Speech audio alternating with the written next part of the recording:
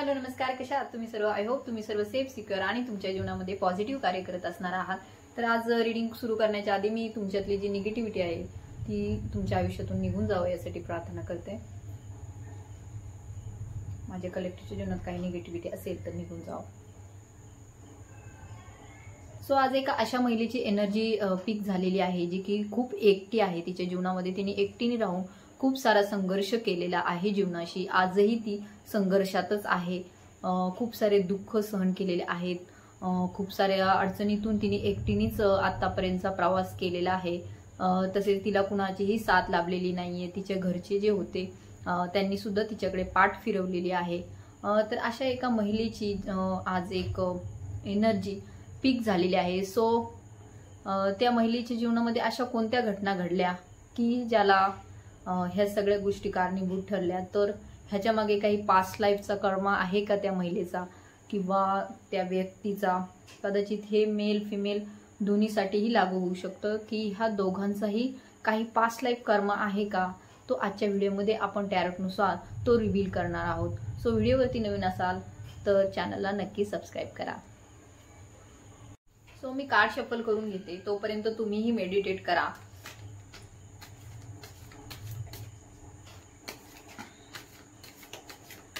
पाहूया आपण पास्ट लाईफशी काही गोष्टी कनेक्टेड आहेत का? असं कुठलं कर्म होतं जे पास्ट लाईफ मध्ये पूर्ण करता आलं नाही किंवा त्या कर्माची फळं आता भोगावी लागत आहेत?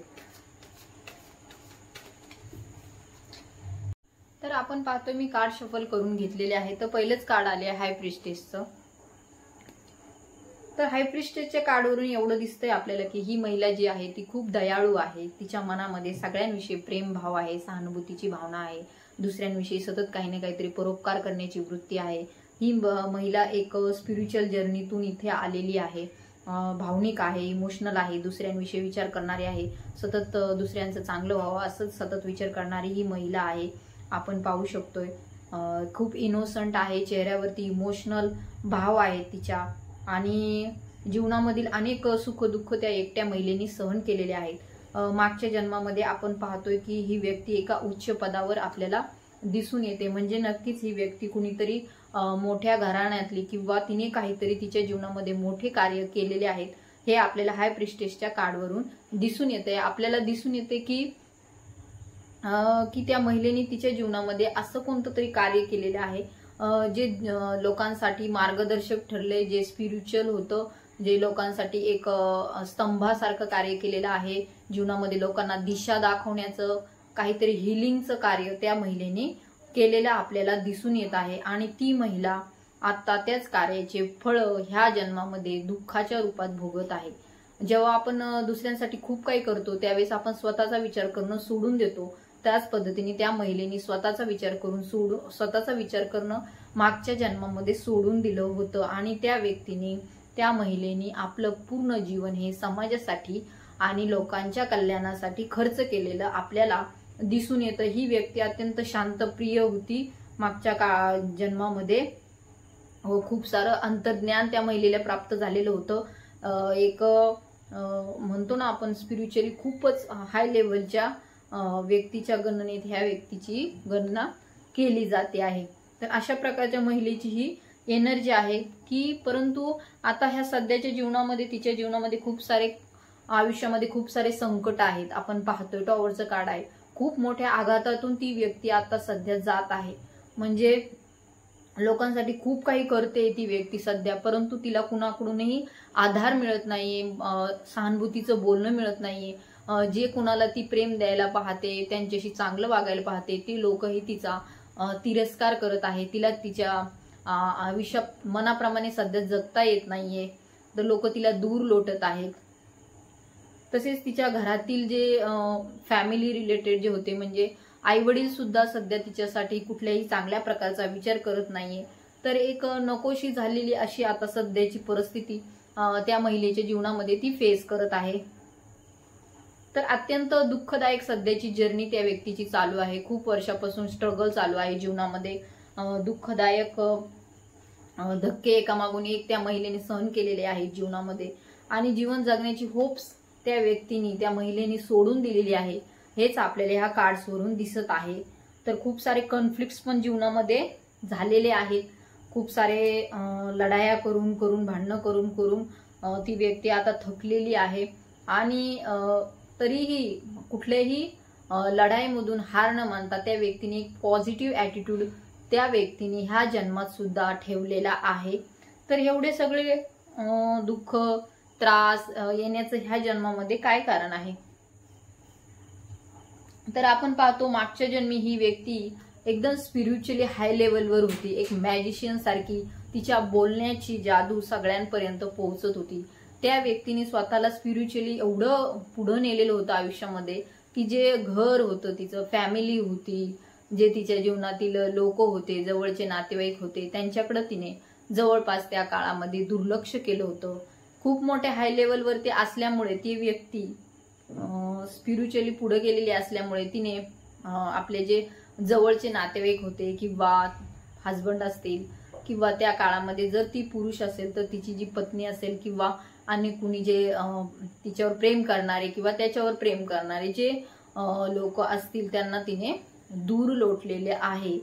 पहिल्या काळामध्ये तिने फक्त घरादाराचा विचार न करता स्पिरिच्युअली पुढं कसं जायचं जीवनामध्ये ह्याचाच सतत विचार केलेला आहे आणि त्यामुळेच ह्या जीवनामध्ये तिला जवळचे लोक आता त्रास देत आहेत.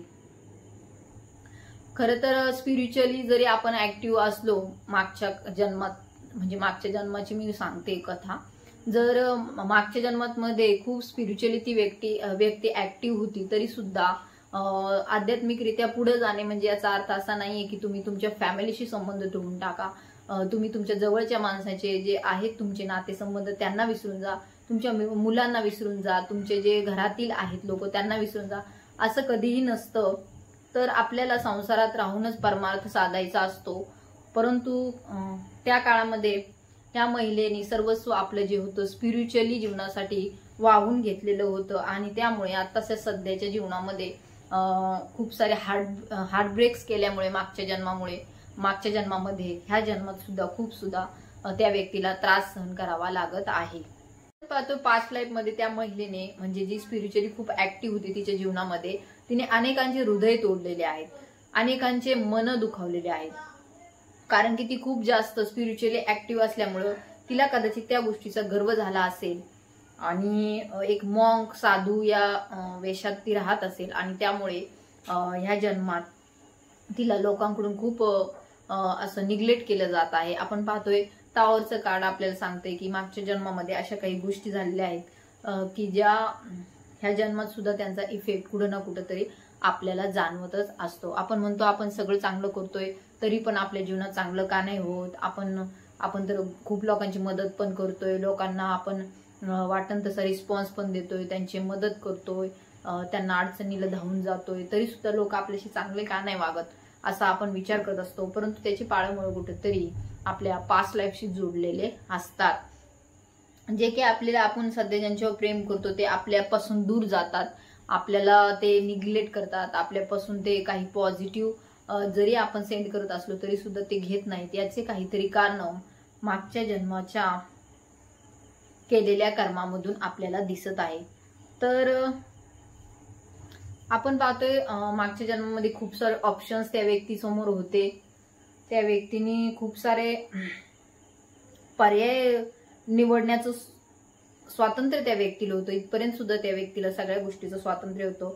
परंतु ती व्यक्ती हाय प्रिस्टेस असल्यामुळे मागच्या जन्मामध्ये त्या व्यक्तीने आपलं सर्वस्व जे जीवन होतं ते अध्यात्मासाठी वाहून घेतलेलं होतं आणि त्या काळामध्ये त्याने आपल्या फॅमिलीकडे तसेच आपले जे नातेसंबंध होते त्यांच्याकडे जवळपास दुर्लक्ष केलेलं होतं आणि ती व्यक्ती स्वतःला पूर्णपणे स्पिरिच्युअली यात्रेमध्ये पुढे घेऊन जात होती आणि त्यामध्ये तिला सक्सेस पण भरपूर मिळालेलं होतं. आपण पाहतोय सनचं कार्ड आहे, म्हणजे त्या काळामध्ये त्या व्यक्तीला, त्या महिलेला खूप सारा सक्सेस मागच्या जन्मामध्ये मिळाले होते. एक साधूची एनर्जी, एक साध्वीची एनर्जी, एक खूप स्पिरिच्युअली ऍक्टिव्ह पुढे गेलेल्या व्यक्तीची एनर्जी असल्यामुळे ह्या जन्मात सुद्धा ती व्यक्ती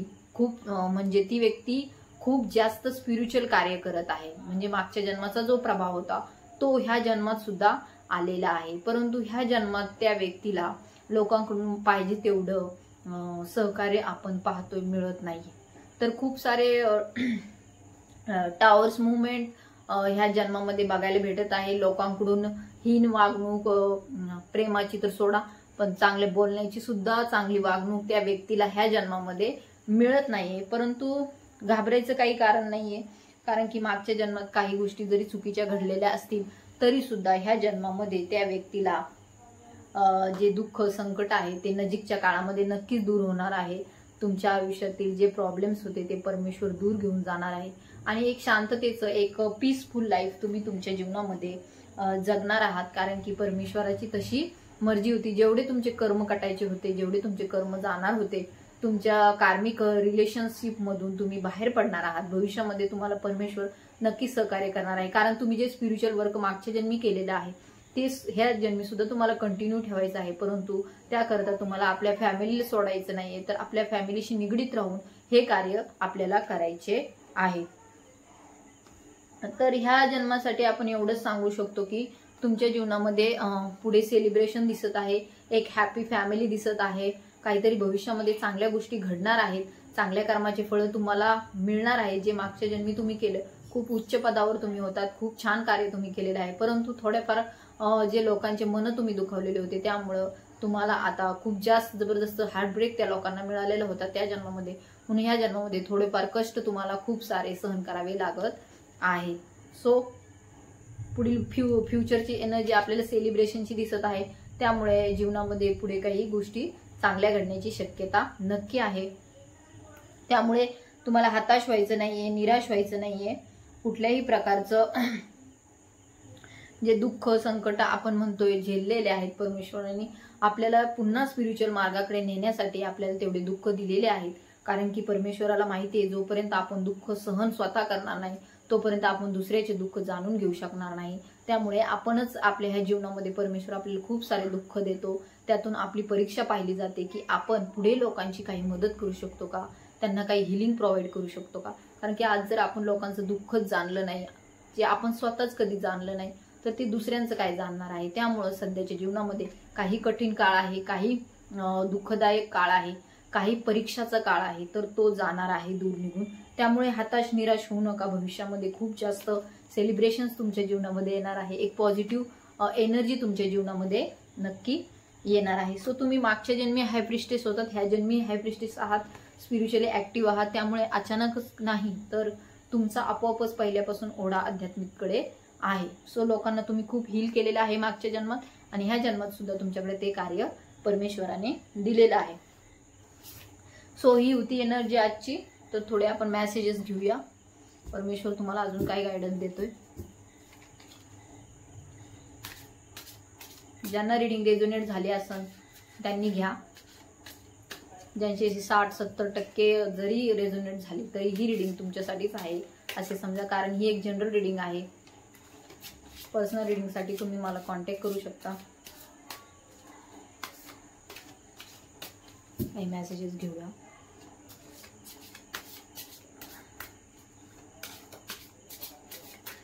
Divine energy, spiritual life, angel, give me some messages. व्हिडिओला जास्तीत जास्त शेअर करा, म्हणजे गरज ज्यांना असेल त्यांना माहिती मिळेल. आपल्या फॅमिलीमध्ये इकडं कोणाला टॅरोटमध्ये जे इंटरेस्टेड असतील त्यांना.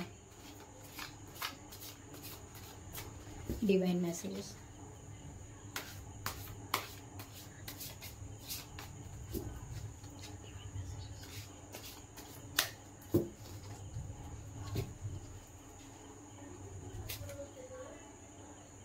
The source.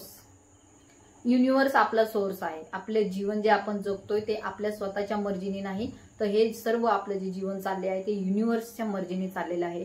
आज आपण पाहतोय आपण एका ठिकाणी कार्य करतो, पण आपल्या जीवनामधील अनेक जे घटना आहेत ते युनिव्हर्सच ठरवत असतं की आता आपल्याला ह्या परिस्थितीमध्ये कशा पद्धतीने परमेश्वर ठेवणार आहे आणि आपल्याकडून कुठलं कार्य करून घेतलं जाणार आहे. तर सोर्स युनिव्हर्स आहे. So thankful for universe. Second message, receptivity. बघा मी तुम्हाला म्हटलं तुम्ही एक स्पिरिच्युअल व्यक्ती आहात, इंट्युटिव्ह आहात. तो सो तुम्हाला युनिव्हर्स कडून काही तुम्हाला मेसेजेस मिळत असतील. इंट्युशन इंट्युशन मिळत असतील तर ते तुम्ही घ्या, स्वीकारा, ऍक्सेप्ट करा, त्याला रिसेप्टिव्ह व्हा त्यासाठी. म्हणजे तुम्हाला भविष्यात जे तुम्हाला गायडन्स मिळेल, एंजेलिक गायडन्स मिळेल, कुणाकडूनही मिळेल, ते तुम्ही घ्या.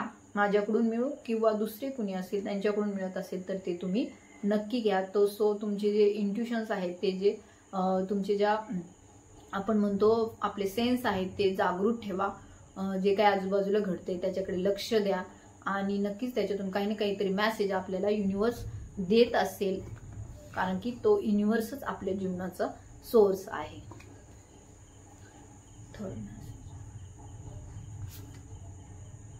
कंप्लिशनची एनर्जी दिसते. जसं की मी तुम्हाला सांगितलंय की खूप कठीण काळ आता जीवनातला गेलेला आहे. खूप वर्ष आपण संघर्ष केलेला आहे. आता आपल्या जीवनात कुठेतरी हॅपी चेंजेस होणार आहे, काहीतरी नवीन आपल्या आयुष्यात येणार आहे. आणि पॉझिटिव्ह राहिलं तर सगळ्या गोष्टी आपल्या जीवनामध्ये पॉझिटिव्हरित्याच कार्य करत आहेत. त्यामुळे दुःख असतील, सुख असतील तरी पण सुद्धा आपल्याला पॉझिटिव्ह राहायचं आहे. म्हणजे आपलं जे लाईफ आहे ते कंप्लिशन होणार आहे. पुन्हा पुन्हा जन्म घेण्याची आपल्याला गरज पडणार नाही. ह्याच जन्मात आपल्याला आपला हा लास्ट जन्म असेल. त्यामुळे कार्य करा. बियॉन्ड इल्युजन, मी म्हटलं तुम्हाला बियॉन्ड इल्युजन. खूप तुम्ही विचार करताय, त्यापेक्षाही ब्रह्मांड हे खूप मोठं आहे. आपण खूप छोटा विचार करतो. मला हे नाही मिळालं, ते नाही मिळालं, जीवनात दुःख मिळालं, त्रास मिळाला, हे झालं.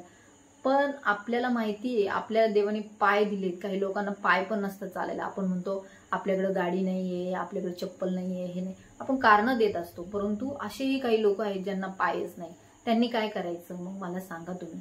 तर हे अशा गोष्टी असतात जीवनामध्ये. सो तुमचे जे थर्ड आय आहे ती ओपन ठेवा आणि एका भ्रामक कल्पनेच्या पुढे बघा.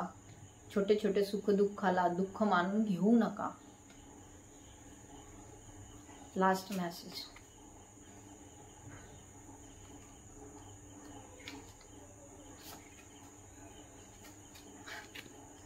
Past life. मी म्हटलं तुम्हाला हे सगळी रिडिंग जी केली ती मी पास्ट लाईफशी निगडीत होती. तुमच्या जीवनामध्ये ज्या काही गोष्टी घडत आहे त्याचा पूर्ण इम्पॅक्ट आपण पास्ट लाईफशी जोडलेला आहे. कारण की कुठलीही गोष्ट ही मागच्या काही जन्मापासून आपल्यासोबत येत असते, परंतु आपल्याला ती कळत नसते की हे असं का घडत आहे. सो ह्या कारणी ते कन्फर्म केलेलं आहे की ही सगळी जी रिडिंग होती त्या महिलेसंदर्भात जी खूप सध्या दुःखामध्ये आहे तिच्यासाठी की हे सगळं जे घडतंय तिच्या पास्ट लाईफमुळे घडत आहे. सो आपणच केलेले जे काही गोष्टी आहेत त्या आता आपल्या समोर येत आहे. सो आपल्याला काही कर्म ह्या जन्मात खूप छान करायचे आहेत, म्हणजे पुढील काही गोष्टी आपल्या जीवनातील चांगल्या होत जातील आणि ह्याविषयी आपण पॉझिटिव्ह राहायला पाहिजे. तर ही होती आजची रिडिंग. तुम्हाला आवडली असेल तर नक्कीच लाईक करा, कमेंट करा आणि व्हिडिओवरती नवीन असाल तर सबस्क्राईब नक्की करा. थँक्यू.